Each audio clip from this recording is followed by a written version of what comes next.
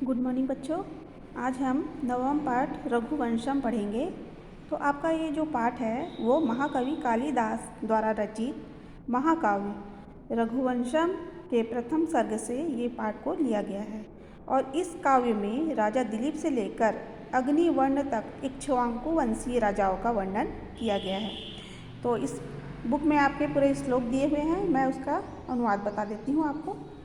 तो पहला वाला श्लोक है व्यवस्थो मनु नाम वाला, उसका अनुवाद देख लीजिए। इसका अनुवाद है व्यवस्थो मनु यानी कि मनीषियों, मनीषियों का अर्थ होता है विद्वानों में, सम्मानीय वेद मंत्रों में ओंकार के समान राजाओं में वो प्रथम राजा थे। तो ये आपका पहला श्लोक हो गया। दूसरे श्लोक का अर्थ देखिए। क्षीर सागर में उत्पन्न इंदु, इंदु का अर्थ होता है चंद्रमा के समान, उस पवित्र विचारों वाले रघुवंश में अत्यंत पवित्र बुद्धि वाले राजाओं में इंदु के समान यानी चंद्रमा के समान दिलीप उत्पन्न हुए, यानी कि राजा दिलीप उत्पन्न हुए। उसके बाद तीसरा वाला श्लोक है, उसका अर्थ देखिए। राजा दिलीप अपने रूप अनुरूप विद्वान यानी कि बुद्धिमान या बुद्धिमता के अनुकूल ज्ञान, शास्त्र ज्ञान अर्थात शास्त्रों के ज्ञाता, ज्ञान अनुरूप कार्य और कार्य अनुरूप ही उन्हें फल यानी कि उसके परिणाम प्राप्त होते थे। तो ये आपके 3 श्लोक के अर्थ हो गए। उसके बाद चौथा वाला देखिए। चौथा श्लोक का अर्थ देखिए। वह राजा दिलीप प्रजा की सुख समृद्धि के लिए ही उनसे उसी प्रकार कर वसूलता था जिस प्रकार 1000 गुना मतलब वर्षा के रूप में पृथ्वी को लौटाने के लिए सूर्य पृथ्वी से जल को प्राप्त करता है, यानी कि सूर्य पृथ्वी से क्या करता है, जल को अवशोषित करता है और बाद में उसको 1000 गुना मतलब जल के रूप में वापस कर देता है। तो ये आपका चौथा श्लोक हो गया। उसके बाद पांचवा देखिए। पांचवा का अर्थ है वह राजा दिलीप अपनी प्रजा को सुशिक्षित बनाने के लिए तथा उनकी सब प्रकार से रक्षा और उनका भरण पोषण करने के कारण ही उनके पिता के समान थे। उनके जो प्रजाजन थे वो पिता तो केवल जन्म देने के कारण ही पिता कहलाते हैं, लेकिन जो राजा दिलीप थे वो अपनी प्रजा के पिता के समान माने गए।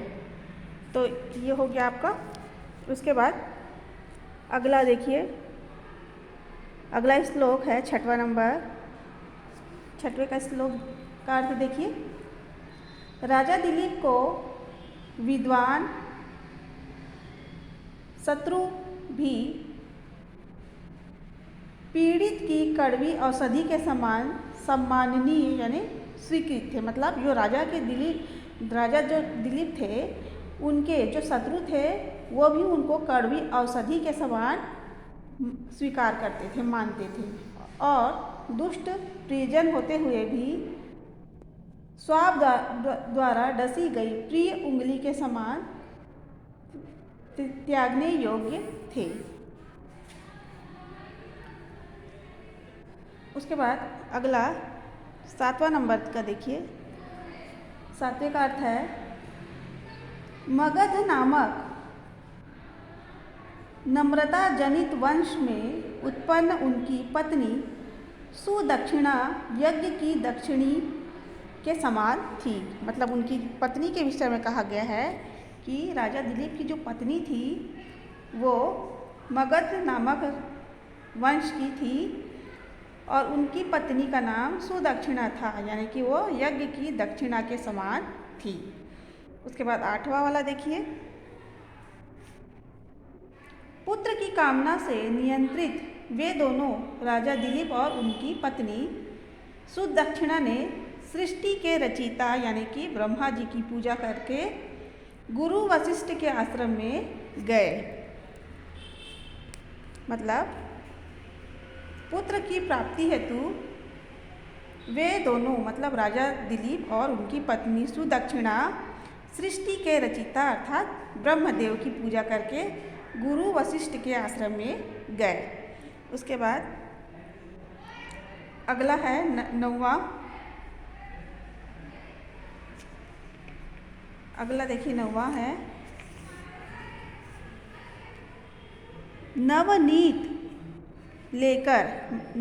लेकर मतलब मक्खन लेकर उपस्थित वृद्ध ग्वालों से जंगल में उत्पन्न जंगली वृक्षों के नाम वे दोनों राजा दिलीप और उनकी पत्नी पूछते हुए वशिष्ठ के आश्रम में गए।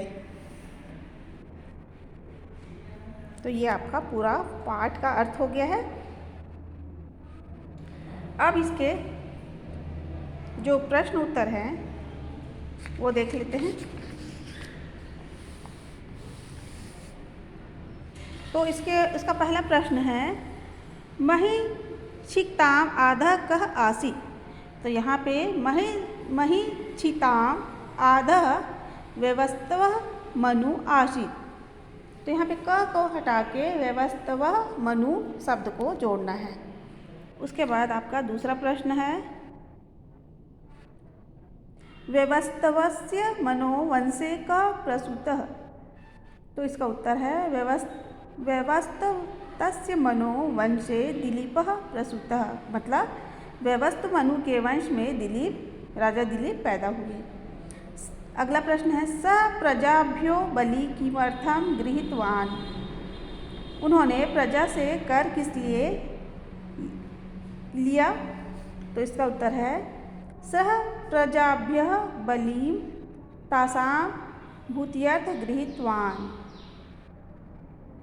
उन्होंने प्रजा से कर उनके सुख समृद्धि के लिए ही लिया था। अगला प्रश्न है दिलीपस्य पत्नी का आसीत। तो दिलीप की पत्नी का क्या नाम था। तो इसमें उत्तर लिखोगे दिलीपस्य पत्नी सुदक्षिणा आसीत। मतलब उनकी पत्नी का नाम क्या था सुदक्षिणा। अगला प्रश्न है तौ दंपति कुत्र जगमतुं। तो इसका उत्तर है तौ दंपति गुरु वशिष्ठस्य आश्रम जगमतुः। मतलब वे दोनों पति पत्नी गुरु वशिष्ठ के आश्रम गए। तो ये आपका पूरा पाठ कंप्लीट हो गया और इसका प्रश्न उत्तर मैं बता दी हूँ। और बाकी जो प्रश्न बचे हैं ये मैं आपको व्हाट्सएप में सेंड कर दूँगी, आप लोग देख लेंगे। तो ये पूरा पाठ आपका कंप्लीट हो गया है। अगले वीडियो में हम अगला पाठ पढ़ेंगे।